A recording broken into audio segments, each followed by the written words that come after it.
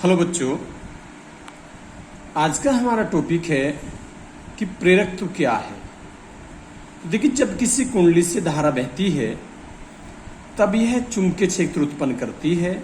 ये चीज हम पढ़ चुके हैं कि किसी धारावाही चालक में जब धारा प्रवाहित की जाती है तो वह एक चुंबकीय क्षेत्र उत्पन्न करती है, एक चुंबक की तरह व्यवहार करती है। यह कुंडली चुंबक की तरह व्यवहार करती है एवं चुंबकीय बल रेखाएं उत्पन्न करती है। चुंबकीय बल रेखाओं की संख्या चुंबकीय फ्लक्स कहलाती है। ये चीज भी हम लोग पढ़ चुके हैं। अब देखिए, जब कुंडली से बद्ध चुंबकीय फ्लक्स के मान में परिवर्तन होता है, यानी कि चुंबकीय बल रेखाओं की संख्या में परिवर्तन होता है, तो कुंडली के अंदर एक विद्युत वाहक बल उत्पन्न हो जाता है जो धारा को प्रेरित करता है, जिसे हम प्रेरित धारा कहते हैं। और यह जो धारा होती है, मुख्य धारा के बढ़ने पर उसकी विपरीत दिशा में इसको घटाने के लिए एवं मुख्य धारा के घटने पर मुख्य धारा की दिशा में प्रेरित होती है, जो परिवर्तन का विरोध करती है। इस पूरे प्रक्रम को हम विद्युत चुंबकीय प्रेरण कहते हैं। ये लेंज का नियम भी हम पढ़ चुके हैं कि भाई परिवर्तन का विरोध होता है, जो विद्युत वाहक बल उत्पन्न होता है वो धारा में जो परिवर्तन होता है उसका विरोध करता है। जो कुंडली होती है वो उसका विरोध करता है, विद्युत वाहक बल। और इस प्रकार से प्रेरित धारा का उत्पन्न होना ही प्रेरकत्व कहलाता है। अब देखिए, जो हमारा प्रेरकत्व होता है वो दो प्रकार का होता है। सबसे पहले हमारा होता है स्वप्रेरकत्व या स्वप्रेरण। देखिए, जब हम किसी कुंडली में बहने वाली धारा, देखिए एक कुंडली है हमारी, तो ये मेरी बैटरी है, इसको मैंने, या सेल है, इसको मैंने इसको जोड़ दिया है। तो जो मुख्य धारा है वो ऐसे बह रही है। तो आपने देखा होगा कि मुख्य धारा में जब हम परिवर्तन करते हैं, जो परिवर्तन होता है, मान लीजिए हमने घर का कोई भी इंस्ट्रूमेंट, कोई भी उपकरण चलाना होता है, तो हमने एक तरफ स्विच ऑन किया और स्विच ऑन करने के तुरंत बाद वो उपकरण प्रारंभ हो जाता है। जबकि यदि हम उसको स्लो मोशन में देखें, उसको हम धीमे धीमे देखें, तो जो धारा में परिवर्तन होता है वो एकदम से नहीं होता। धारा एकदम से, मान लीजिए जैसे यही है, ये हमारी बैटरी है और मैंने इसको 10 एम्पियर की धारा देना है। तो 10 एम्पियर की जब मैंने इसको धारा देना, तो एकदम से 10 एम्पियर धारा नहीं होगी।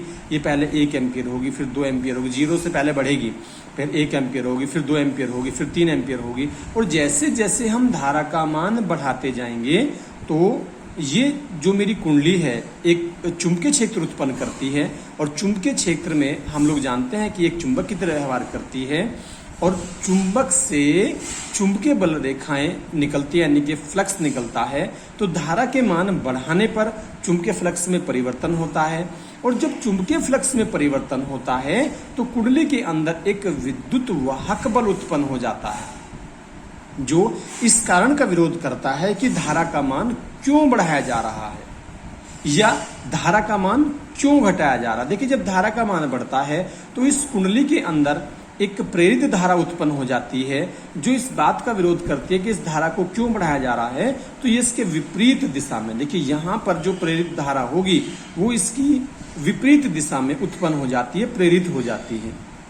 जबकि जब हम स्विच को ऑफ करते हैं, तो उसके बाद में क्या होगा, देखिए धारा एकदम हमें तो महसूस होगा, क्योंकि बहुत ही कम सेकंड में, बहुत ही कम समय में ये हमको शून्य दिखाई देती है। जबकि ऐसा नहीं है। यदि हम स्लो मोशन में देखें तो जो धारा होती है वो धीरे धीरे घटती है। 10 एम्पियर, फिर 9 एम्पियर, फिर 8 एम्पियर, फिर 7 एम्पियर, इस तरह से घटती है। अब देखिए, फिर परिवर्तन हो रहा है, धारा के मान में फिर परिवर्तन हो रहा है, चुंबकीय फ्लक्स के मान में परिवर्तन हो रहा है। तो एक प्रेरित वाहक बल उत्पन्न हो जाता है, जो एक धारा को उत्पन्न करता है, जो इस बात का विरोध करती है कि मुख्य धारा के मान को क्यों घटाया जा रहा है। तो ये धारा के मान को बढ़ाने के लिए, मुख्य धारा के मान को बढ़ाने के लिए इसी की दिशा में उत्पन्न हो जाती है। तो ये दोनों स्थिति में आप लोगों को समझा चुका हूं। तो इस प्रकार प्रेरित धारा का उत्पन्न होना कुंडली के अंदर स्वप्रेरण कहलाता है। यदि कुंडली में डेल्टी समय में धारा में परिवर्तन डेल आई होता है या डी आई होता है, तब प्रेरित विद्युत वाहक बल हम जानते हैं जो हमारा फेराडे का द्वितीय नियम है, जो हमारा विद्युत वाहक बल होता है वो डायरेक्टली प्रोपोर्शनल होता है DI/dt के। या फिर हम ऐसा समझें कि हम जानते हैं कि जो हमारा फाई होता है, जो चुंबकीय फ्लक्स में परिवर्तन होता है वो धारा के अनुक्रमानुपाती होता है। धारा बढ़ेगी तो चुंबकीय फ्लक्स भी बढ़ेगा, धारा घटेगी तो चुंबकीय फ्लक्स भी घटेगा। हम यहाँ जब इसको डायरेक्टली प्रोपोर्शनल को हटाएंगे तो L लेकर के आते हैं। तो ये जो मेरा L होता है ये कुंडली का स्वप्रेरण गुणांक होता है। या फिर हम ऐसे समझें कि जहां ये देखेंगे कि E माइनस का L del I/del T, ये जो L होता है ये कुंडली का स्वप्रेरण गुणांक होता है। यदि DI/dt या del I/dt की वैल्यू 1 हो तो मेरा जो स्वप्रेरण गुणांक होता है उसकी वैल्यू विद्युत वाहक बल के बराबर हो जाती है। तो अतः किसी कुंडली का स्वप्रेरण गुणांक अथवा स्वप्रेरक कुंडली में उत्पन्न प्रेरित विद्युत वाहक बल के संख्यात्मक मान के बराबर होता है, जबकि कुंडली में धारा परिवर्तन की जो दर है वो एकांक हो। अब इसका मात्रक देख लीजिए। मात्रक हमारा इसका होगा ये, क्योंकि मेरे को तो L का मात्रक चाहिए तो L कितना होगा, E विद्युत वाहक बल होता है, वोल्ट में मापा जाएगा, del I एम्पीयर होता है, del T ऊपर घूम जाएगा, ये सेकंड होता है, या फिर वोल्ट हमारा होता है जूल बटे कूलाम, तो यहाँ सेकंड और अपॉन एम्पीयर ऐसे ही बना रहेगा। इसको हम हेनरी कहते हैं। वीमा जूल ml की पावर 2 T की power -2, second T coulomb AT और एम्पियर A। इस तरह से जो L होता है, जो मेरा स्वप्रेरण गुणांक होता है, उसकी जो विमा होती है वो होती है ml की पावर 2 T की power -2 A to the power -2। अब देखिए जो दूसरा हमारा प्रेरक होता है वो हमारा होता है अन्योन्य प्रेरकत्व, यानी कि या फिर हम इसको कहें अन्योन्य प्रेरण। इसमें क्या होता है कि भाई इसमें देखिए दो कुंडली होती हैं और एक कुंडली के अंदर हम इस सेल लगा देते हैं, यहाँ पर बैटरी हम लोग लगा देते हैं, और जो दूसरी हमारी कुंडली होती है उसके अंदर मात्र हम धारामापी रखते हैं। तो देखिए यदि ये अभी मैंने आपको स्वप्रेरण में बताया कि स्वप्रेरण में मात्र हमारी एक कुंडली होती है और उसी में हमने धारा का परिवर्तन करना होता है। लेकिन यहाँ पर क्या है कि यहाँ पर हमने एक कुंडली के बराबर में दूसरी कुंडली को रखा। अब देखिए जैसे ही हम मुख्य धारा के मान में परिवर्तन करते हैं, जब मुख्य धारा के मान में परिवर्तन करेंगे तो यहाँ ये अभी मैंने आपको बताया था कि भाई जो परिनालिका होती है तो ये एक कुंडली है या परिनालिका है जो चुंबक की तरह व्यवहार करने लगती है। जब इसके अंदर हम धारा प्रवाहित करते हैं तो जो चुंबक होती है वो क्या करती है, वो चुंबकीय बल रेखाएं उत्पन्न करती हैं। और ये चुंबकीय बल रेखाएं इस तरह से, देखिए मान लीजिए ये मेरा सिरा N हो गया, ये मेरा सिरा S हो गया, तो एक चुंबक बन जाती है। तो यहाँ से क्या होता है, चुंबकीय बल रेखाएं ऐसे निकलती हैं और जाकर के इस कुंडली से होकर के गुजरती हैं।